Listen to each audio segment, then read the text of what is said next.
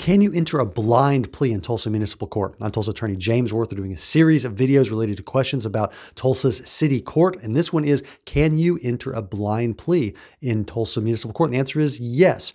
Just like in county court or state court, you can enter a blind plea. And what that means is that you're essentially entering a plea of either guilty or no contest without the benefit of a plea agreement. So you're giving up your right to go to trial, to require the city to prove your case beyond a reasonable doubt, and you're giving up your opportunity to work out a plea deal with the prosecutor to present that to the court for approval. And you're saying, you know what, I don't want to go to trial, but I also can't get an acceptable deal from the state, so I'm going to go ahead and enter a plea of guilty, but I'm going to argue for a low sentence or a mitigated sentence. So you can do that. You can do that. And what happens in those circumstances when you do that in Tulsa Municipal Court is most of the time they're going to order a PSI, and that the city criminal court probation office is going to do pre-sentence investigation, and that they're going to compile that together in a report, and then they'll get that report to the court as well as to the prosecutor and the defense attorney, and it's going to be set for formal sentencing at a later date. So you'd enter your plea on one date, you get an order for a PSI, and then you'd be ordered to come back on a sentencing date at a later date. In between those times,